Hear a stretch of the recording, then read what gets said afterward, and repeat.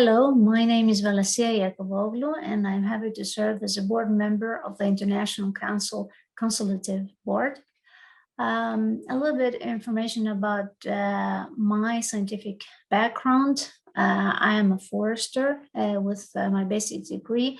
My master's is in urban forestry, and my PhD is in physiology, silviculture. With an extensive research background on restoration, conservation of ecosystems, particularly with emphasis on biodiversity as related to climate change, because we're facing many difficulties nowadays. So I have more than 25 years of international experience in education, research, teaching, as well as outreach activities. And I've been involved in more than 20 international projects. I have, it's a little bit weird to talk about myself, but I have received numerous scholarships, awards, and recognitions. I've been an editor in more than 10 international journals, and I have more than 100 publications that include book chapters as well as peer-reviewed international papers. But except from this academic kind of record, I'm also involved in many associations, scientific societies, as well as in volunteer work. So since 2016, I am an active board member of the Association of Inter-Balkan Women's Cooperation Society, which is, and I'm responsible for the education sector. And it's, and also I am one of the scientific societies that I'm involved is the Mediterranean, I'm the Mediterranean experts of climate and environmental change, the MED-ECC. And I'm very happy to inform that I'm also serving as a scientific committee of the Unesco chair Con-E-Ect, that is conservation and ecotourism in riparian and deltaic ecosystems. Where since 2018, I serve as a director of the ecotourism sector. So as you can tell from this, I feel very strong about ecotourism because it's a fairly new area of tourism, and it is the new era for tourism, since it is considered one of the greatest land use transformation after the 2000, compared to other activities like the urbanization and agriculture. And this is due to the increased number of the Natura areas, the areas that they need to be preserved and sustained and protected. So particularly under the challenges of climate change, ecotourism can be, I believe that it can be used as a tool in practicing the tourism with respect to the environment in order to have long-term benefits for the locals, for the visitors, but first of all, the environment. And from my experience, it requires an interdisciplinary approach, well-trained personnel in order to find the common ground to achieve this long-term sustainable management in order to benefit all sectors when practicing ecotourism.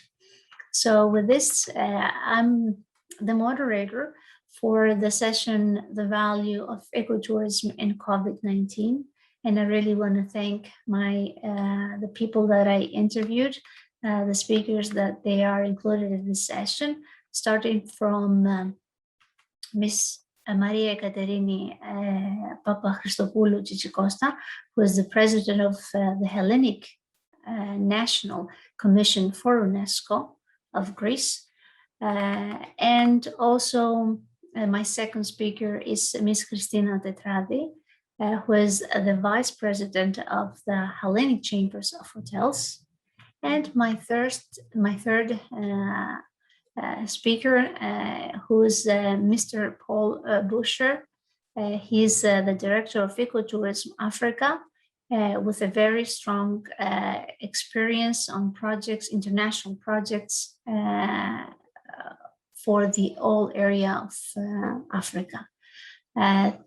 With this, I will continue with the presentations of the speaker. Thank you very much for having me, and I hope you enjoy all sessions that have been introduced to the speaker. Hello, everybody. This is Valasia Iakovoglou, and I'm hosting the session, The Value of Ecotourism in COVID-19. And I am delighted and honored to welcome the President of the Hellenic National Commission for Unesco, Ms. Maria Ekaterini Papachristopoulou Tzitzikosta. Ms. Tzitzikosta is active in numerous associations, and is also the founder and president of the Association of the Society of the Inter-Balkan Women's Cooperation. She's also the president of the Society of Greek Women Entrepreneurs and of the Association of Rural Women of Macedonia and Thrace. And additionally, she is the Secretary General of the Mediterranean Women's Forum, as well as many, many other activities throughout her professional career. But I need to add one very important last achievement, that for the 60th anniversary of UNESCO, she was selected among the women from all over the world as one of the 60 female leading personalities who contributed catalytically to the promotion of peace. Ms. Tzitzikosta, welcome to our meeting. And I would like to ask you if you could please tell us a bit about yourself and your mission as the president of the Hellenic National Commission for UNESCO. Yes, thank you very much for your invitation, which is an honor for me.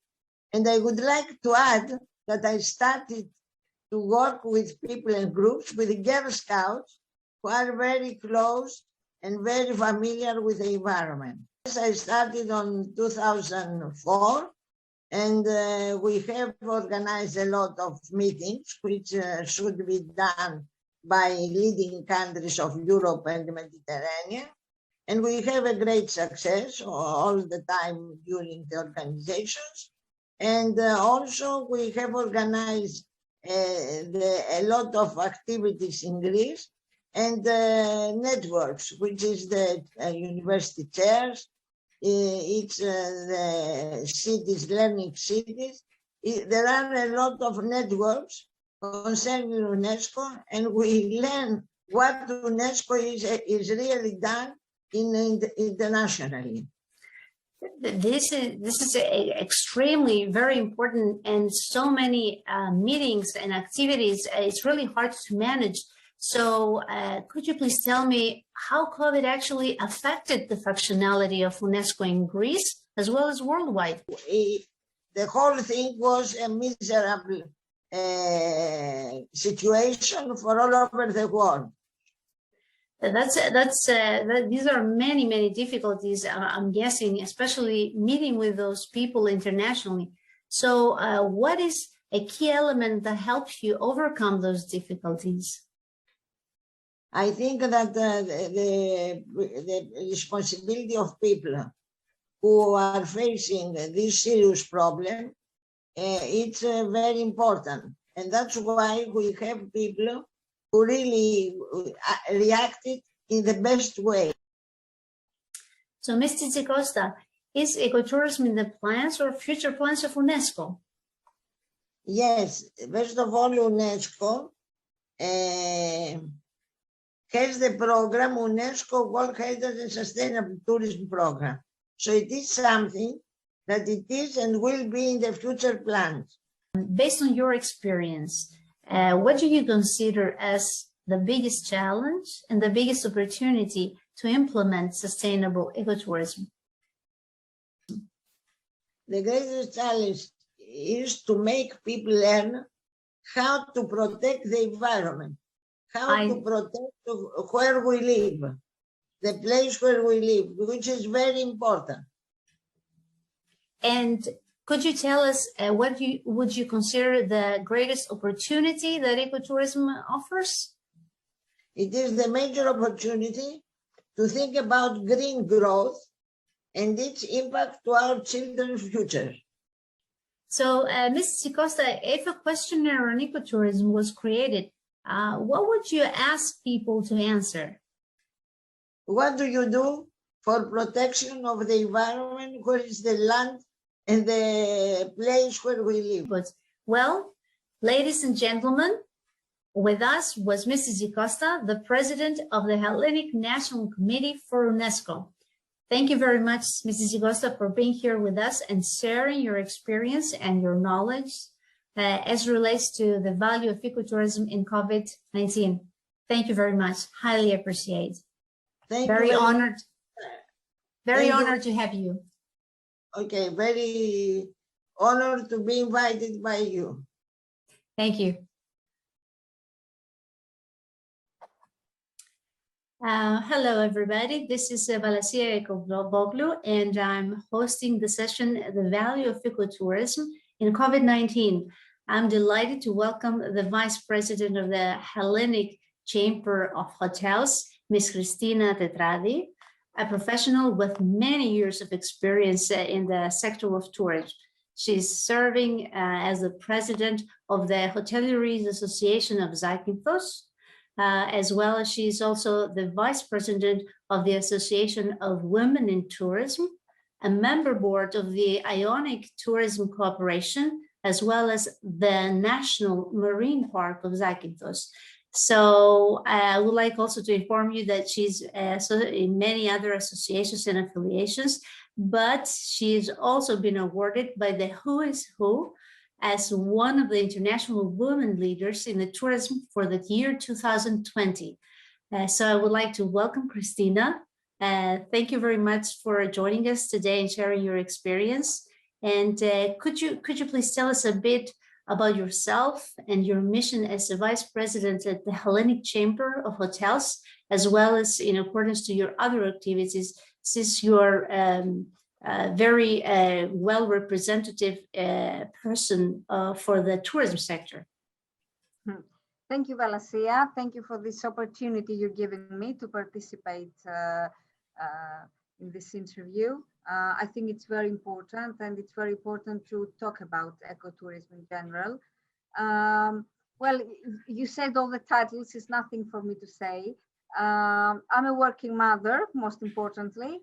And what I believe is that Greece is a very distinct destination and deserves much more.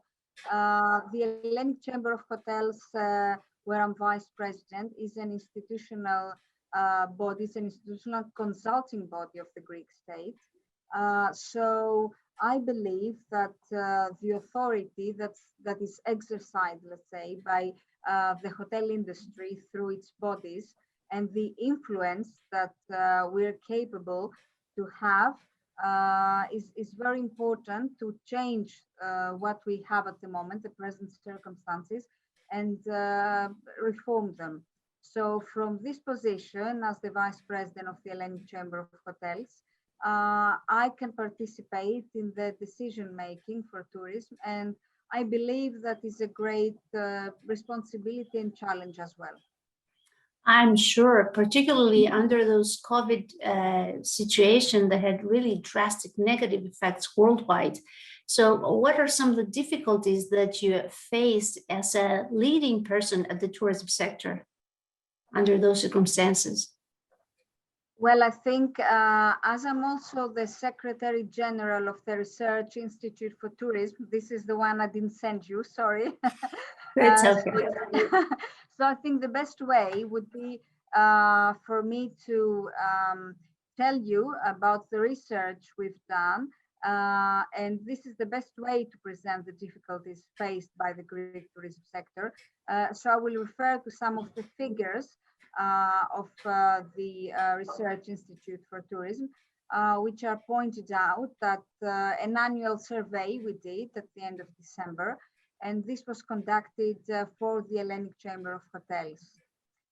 So, for example, out of the approximately 10,000 hotels that we have in Greece, only 1 out of 5 all year-round hotels remained open in 2020.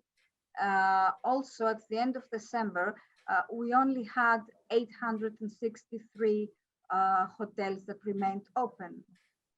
The average operating period for the seasonal hotels was 3 months instead of 6. Also, the average operating period for the all year round hotels was 7 months instead of 12. The average occupancy rate of hotel capacity of Greece was 23%. This is very low in comparison to 2019. And the hotel turnover in 2020 decreased by 78% in comparison to 2019, which means that from the 8.4 million, we only reached 1.8. This is very, very low. And unfortunately, the hotel liquidity overall was short over 900 million euros due to the uncollected payable turnover of 2020, yet it's not collected, and also the significant reduction in the down payments we usually receive for every year. So this year, 2021, we were not able to receive any down payments. So this year, 2021, is still uncertain, although the season has started. Of course, what we faced in 2020 was the most significant crisis ever. What we really need is for the liquidity of the hotels to be supported in order for the hotels to be able to operate this year. Not only in favor of the business and the employees, but also of the national economy and also of the societies, because directly or indirectly, we believe that everybody is affected by the tourism industry in Greece. That's right. These are extreme numbers that you're mentioning here, Christina. And could you actually tell me what are some key elements that helped you overcome some difficulties that you faced? And you faced many, many difficulties, I'm sure. But even maintaining those numbers was extraordinary under those circumstances. So could you tell me some key elements that helped you overcome some difficulties and maintain the numbers that you mentioned? Well, something very important, and actually the most important element, was the safeguard of Greek tourism.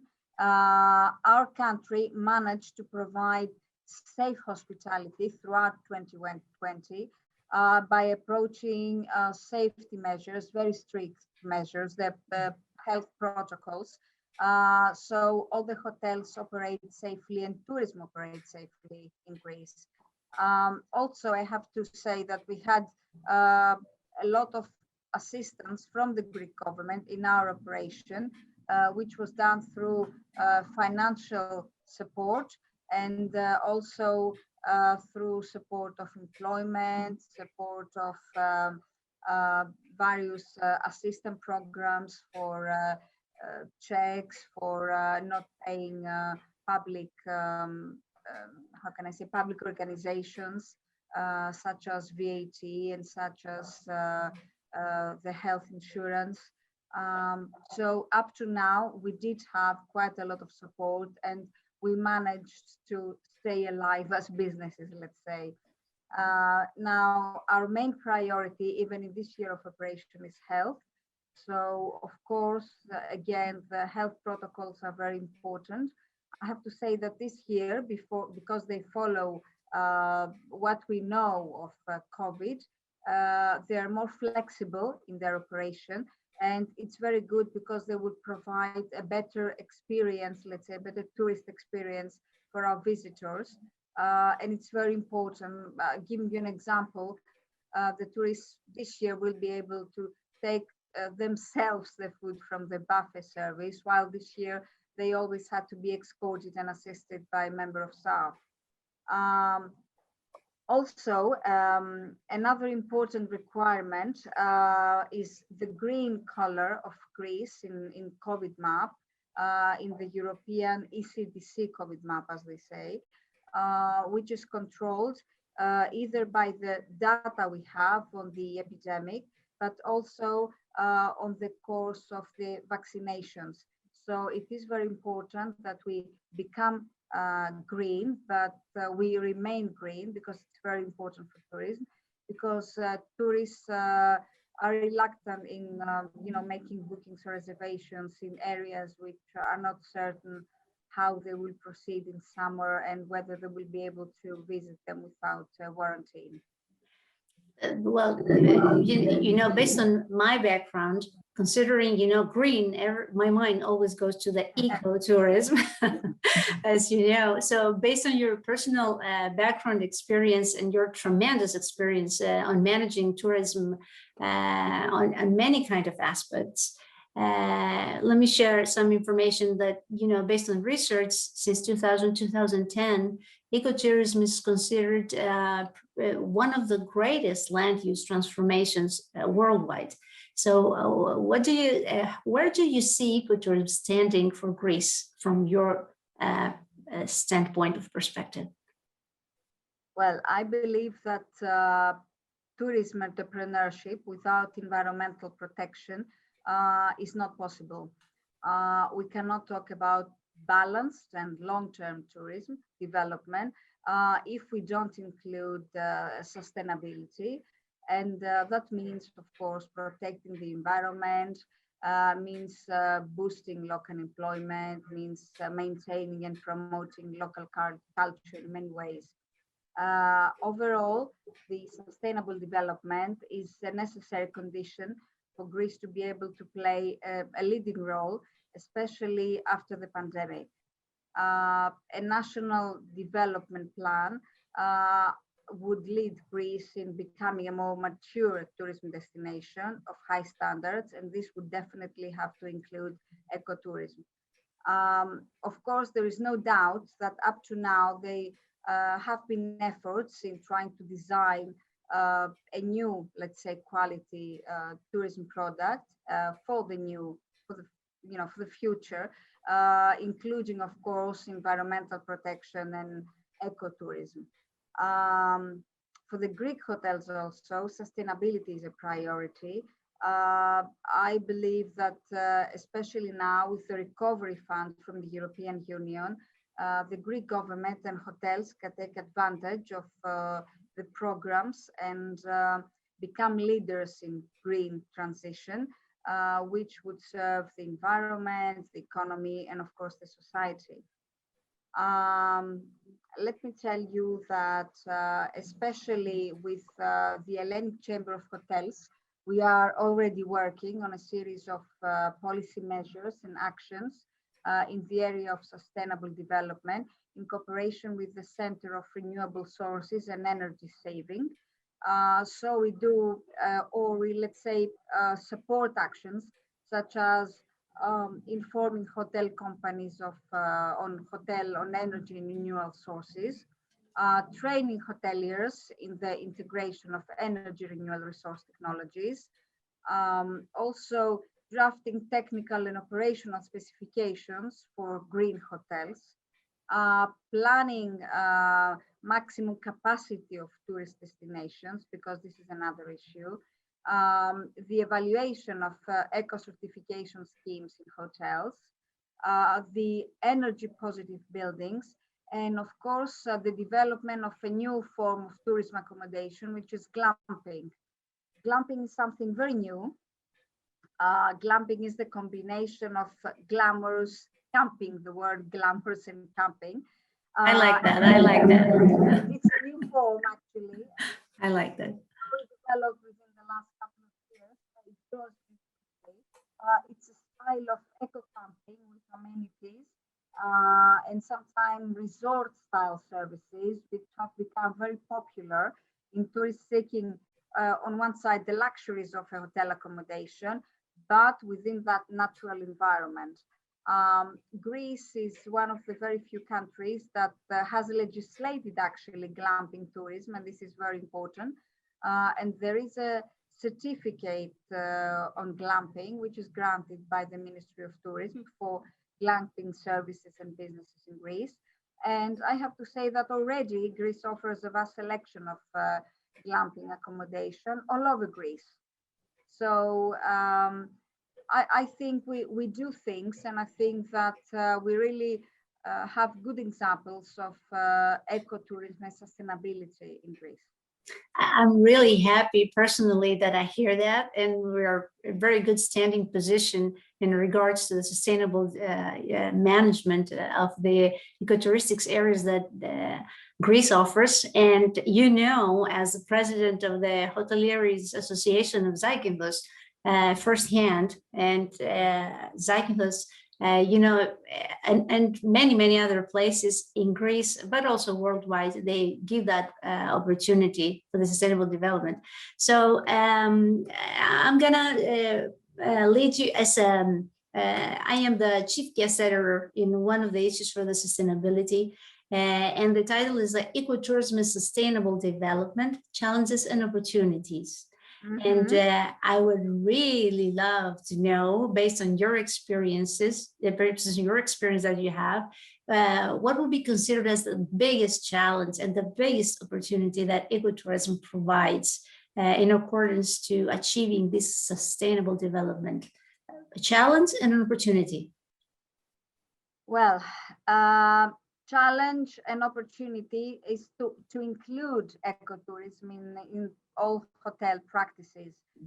For example, in Zakynthos, we have the National Marine Park. The National Marine Park aims to preserve the environment and in the wider area of Zakynthos, but especially we have the Kareta turtles, which are part of the National Marine Park. So, for example, in this respect, we hold information for guests, you know, as a kind of how can I put it? Not just information, but as a form of through the daily entertainment program. So they are informed. They get to visit and see the nests of the Kareta turtle. They get to find out how they live and why we protect them in Zakynthos. So, you know, this is a very important example that we do in Zakynthos. For example, in the areas where we have Kareta turtles, we don't have any speedboats or any water sports. Also, another added value in this aspect is that we train staff on these aspects. And it is very important because also staff has to be part of ecotourism practices. And a lot more, but giving you the example of Zakynthos, I think this would be the best.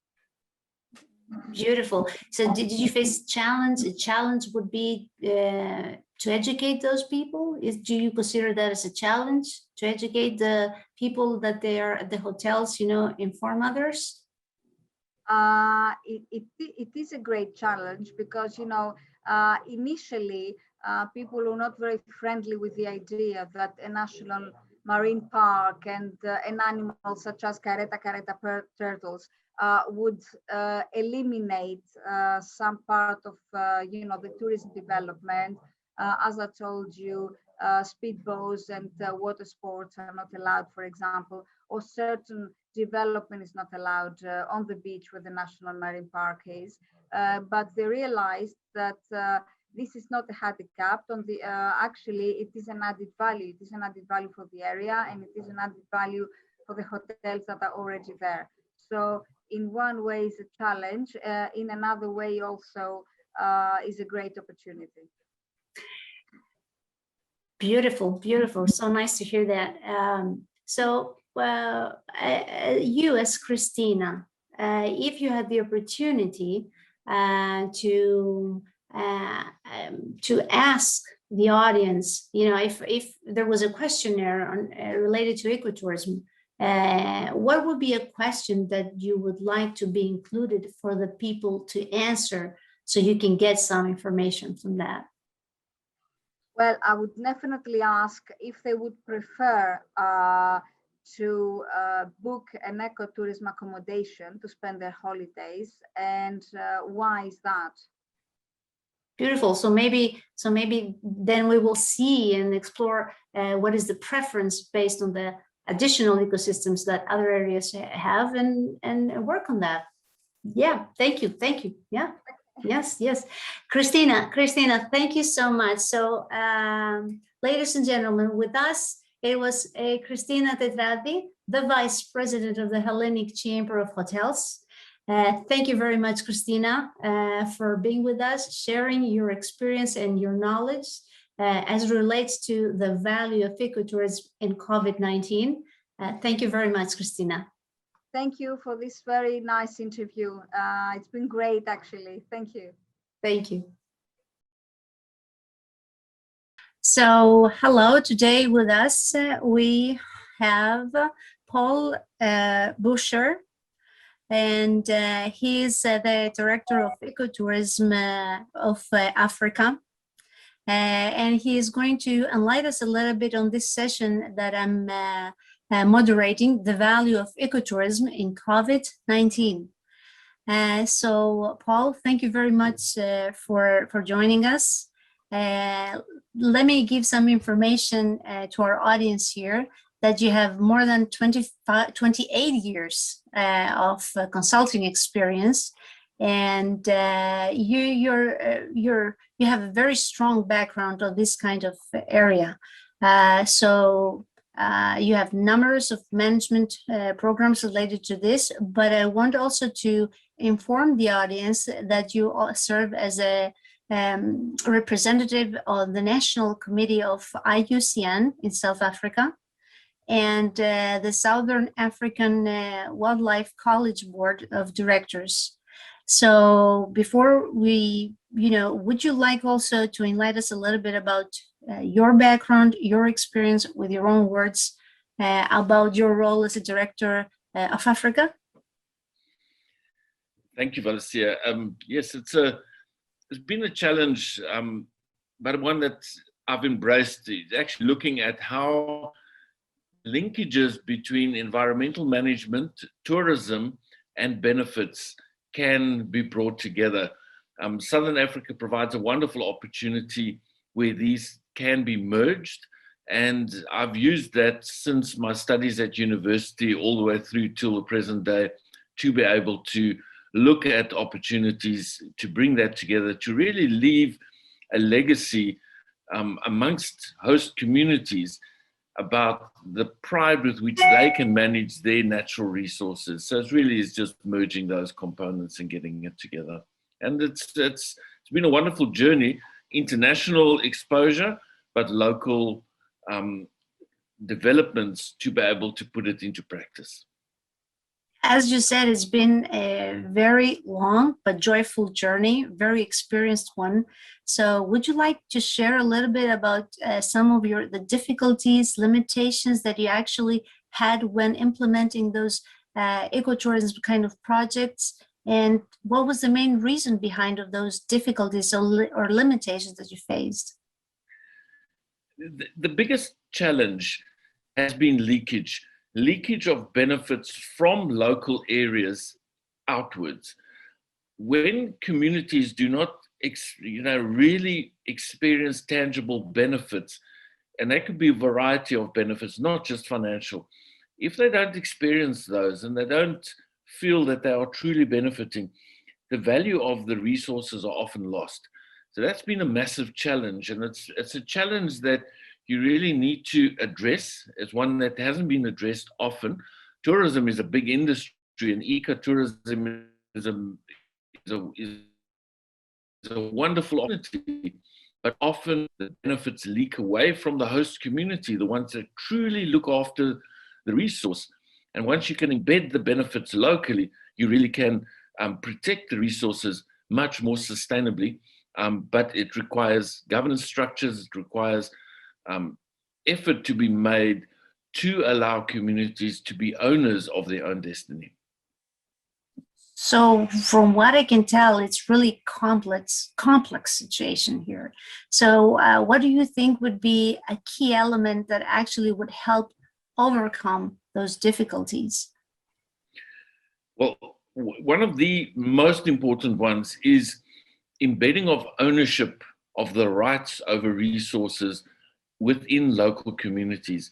That's the most important component of it. Once you lay that foundation, all the other elements of sound resource management, natural and cultural resources, how they are embedded, that can be managed. And that needs to be backed up with funding to be able to empower communities, because often they lack the resources, financial resources, to unlock the potential. And then capacitation, training, skills development are important components to be able to get communities to truly understand, unlock the potential, and manage the resources sustainably. Once you get that balance right, it becomes a lot easier. If you forget about it and just try and manage the resources, natural resources especially, but even cultural resources, tangible and intangible cultural resources, it becomes very difficult to be able to sit with communities if they are not feeling the ownership of that product. And then it becomes almost impossible to look after the long-term sustainability. Hopefully, the long-term sustainability will work eventually. But do you think, though, all this pandemic of COVID has actually have done your work a little bit even harder? Were there some difficulties that you faced there based on the status quo that you already had there? Could you share that information with us? Government-wise, if you know some idea, because I know you're also involved in this kind of aspect as well. So, yes, COVID has had a massive impact, a huge impact on the community development and natural resource management within Southern Africa. The protected areas have taken a massive knock in terms of their actual revenue streams and the ability to provide benefits to the surrounding communities or the owners of these resources in many cases. So yes, it has taken it created a big impact. However, the international reset, the big reset has taken place, and that reset has worked towards embedding the understanding that resilience has to be built at the local community level. It cannot be built outside those communities. So in that regard, this big reset has shown that local communities should be in charge and manage their resources, but they must have linkages with international markets. And when the international markets fail, when the international markets are no longer visiting, that the local markets, the local economies that are built around the products actually do sustain and carry the benefits through the pandemic. The add-on and the benefit is that once international visitors return, once the benefits start flowing, there will be bonuses, but it has to be based on an embedded local economy as well to be able to pull it through the difficult times. But it's also going to go away from just visitation to becoming much more of resource ownership and the ability and the adaptability to manage those resources, natural and cultural, at the local level and to unlock its potential. In the long term, that does carry a lot of weight to be able to provide benefits to the community through ownership and embedded management. You most likely know that we have this open access publication, and the title is Ecotourism Sustainable Development, Challenges and Opportunities. So do you consider as, what would you consider as the biggest challenge and the biggest opportunity that ecotourism can actually provide, not just in Africa, worldwide in general? Just one example, one challenge, one big opportunity. There are many, of course, right? Yeah, look, the biggest challenge has got to do with the ownership of the process.